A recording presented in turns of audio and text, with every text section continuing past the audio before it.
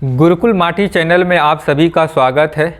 मेरे दोस्तों, आज से हम लोग इतिहास स्टार्ट कर रहे हैं। आपको रोज़ एक एक वीडियो आपको दिया जाएगा जिससे आप इतिहास की संपूर्ण जानकारी ले पाएँ, घर बैठे ले लें और जो इतिहास से संबंधित आपके एग्ज़ाम में क्वेश्चन बन रहे हैं जिसका ऑब्जेक्टिव आप आसानी से कर पाएँ, यही हमारा प्रयास है। चलिए हम लोग शुरू करते हैं। तो हम लोग देखते हैं भारतीय इतिहास। तो सबसे पहले ये जानते हैं कि इतिहास किसे कहा जाता है। तो बीती हुई बात को दोहराना ही इतिहास कहलाता है। दूसरी बात कि इतिहास के जनक कौन है, कई बार एग्जाम में आ चुका है। तो इतिहास के जनक है हेरोडोटस। चलिए अब हम लोग जानते हैं कि भारतीय इतिहास को कितने भागों में बांटा गया है। तो भारतीय इतिहास को 3 भागों में बांटा गया है। पहला है प्राचीन भारत, दूसरा है मध्यकालीन भारत और तीसरा है आधुनिक भारत। अब हम लोग देखते हैं कि प्राचीन भारत में क्या पढ़ना है, क्योंकि किसी भी चीज़ को पढ़ना है ना तो सबसे पहले आप उसका सिलेबस जान लीजिए, तभी आप उसके बारे में अच्छे से तैयारी कर पाएंगे। चलिए अब हम लोग सिलेबस जानते हैं। प्राचीन भारत में सबसे पहले हम लोग पढ़ेंगे पाषाण काल। पाषाण काल को कहा जाता है पत्थर का काल। पाषाण काल को हम लोग पढ़ेंगे तो इसमें पाषाण काल को 3 भागों में बांटा जाएगा।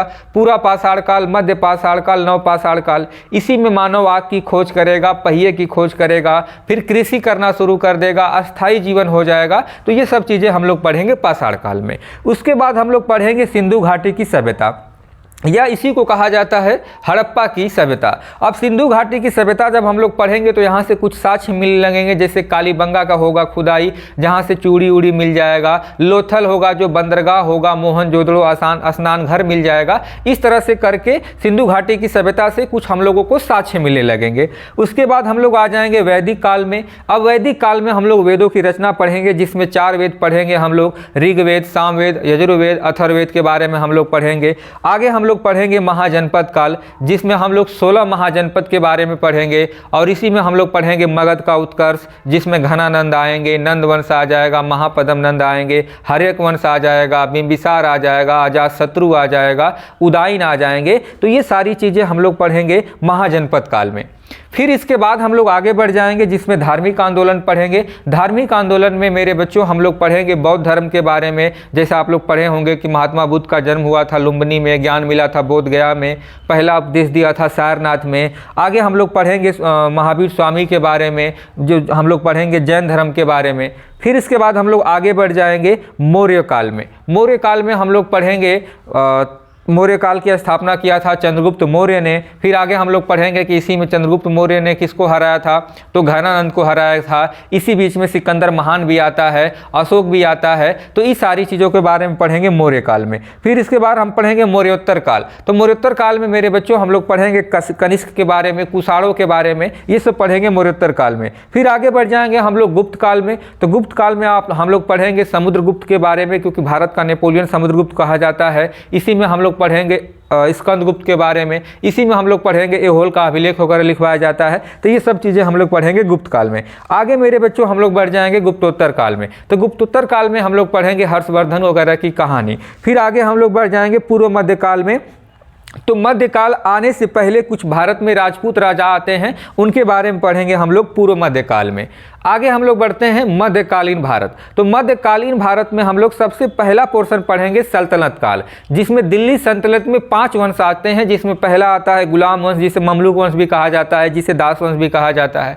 फिर खिलजी वंश आता है, फिर सैयद वंश आता है, फिर इसके बाद तुगलक वंश आता है, फिर इसी में लोदी वंश आता है। और लोदी वंश का अंतिम शासक इब्राहिम लोदी को बाबर 1526 में पानीपत का प्रथम युद्ध में हरा देता है। फिर वहीं पे मुगल की स्थापना हो जाती है। अब मुगलों की बात किया जाए तो बाबर आता है, हुमायूं आता है, अकबर आता है, शाहजहां औरंगजेब वगैरह की कहानी हम लोग पढ़ेंगे, जहांगीर भी इसी में आता है। आगे पढ़ेंगे। फिर हम लोग पढ़ेंगे विजयनगर साम्राज्य, जिसमें आप लोग पढ़े होंगे हरिहर एवं बुक्का 2 भाई रहते हैं जो विजयनगर साम्राज्य की स्थापना करते हैं। फिर हम लोग पढ़ेंगे बहमनी साम्राज्य की कहानी। फिर हम लोग पढ़ेंगे मराठाओं का उत्कर्ष, मराठाओं की कहानी, जिसमें शिवाजी महाराज, बाजीराव प्रथम, मस्तानी वगैरह की कहानी इसी में पढ़ेंगे। पढ़ेंगे। फिर हम लोग आ जाएंगे धार्मिक आंदोलन। यहाँ भी धार्मिक आंदोलन होता है, जिसमें इसमें धार्मिक आंदोलन हुआ था बौद्ध धर्म और जैन धर्म। यहाँ भी धार्मिक आंदोलन होगा जिसमें चैतन्य प्रभु आ जाएंगे, मीराबाई आ जाएंगी, कबीर दास जी आ जाएंगे। तो ये सारी चीज़ें हम लोग पढ़ेंगे धार्मिक आंदोलन में। फिर मेरे बच्चों इसके बाद आ जाता है आधुनिक भारत। तो आधुनिक भारत में हम लोग पढ़ेंगे विदेशी कंपनियों का आगमन।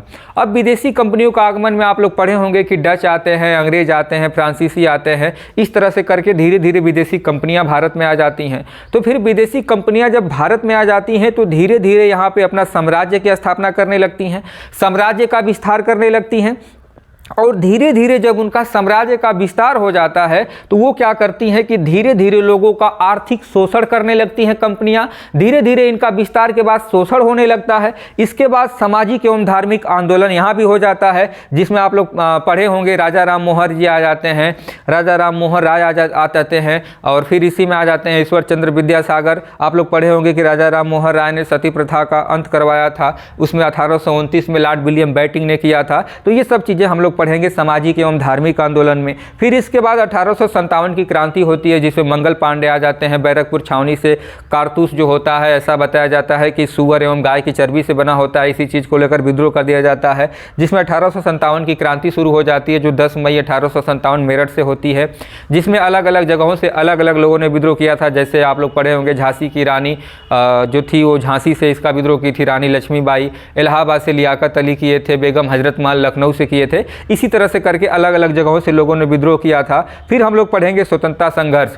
स्वतंत्रता संघर्ष में हम लोग पढ़ेंगे जैसे महात्मा गांधी ने 1917 में चंपारण सत्याग्रह कर दिया था, उसी तरह से 1919 में जालियांवाला बाग हो गया था, उसमें 1920 में असहयोग आंदोलन छेड़ दिए थे महात्मा गांधी। इसी तरह से करके 1922 में चौरा चौरी कांड हो गया था। फिर 1925 में मेरे बच्चों हो गया था काकोरी कांड। इसी तरह से करके हम लोग जाएंगे 1927 में साइमन कमीशन का गठन होगा, 28 में भारत आएगा, इसी में लाला लाजपत राय की मृत्यु हो जाती है, सैंडर्स लाठीचार्ज का आदेश दे देता है। फिर आगे हम लोग पढ़ेंगे 1931 में गांधी इरविन समझौता होता है। फिर इसी तरह से करके 1942 में फिर महात्मा गांधी जी भारत छोड़ो आंदोलन छेड़ते हैं, बीच में ये दांडी यात्रा भी निकालते हैं साबरमती आश्रम से। तो बहुत सारी चीज़ें हम लोग को पढ़ना है। इसी में हम लोग पढ़ेंगे चंद्रशेखर आजाद, भगत सिंह, राम प्रसाद बिस्मिल, राजेंद्र प्रसाद लाहिड़ी, रोशन लाल, इस सब चीज़ों के बारे में हम लोग पढ़ेंगे। तो पूरी तरह से इतिहास का ये पोर्शन है जो हम लोग शुरू कर दिए हैं मेरे बच्चों।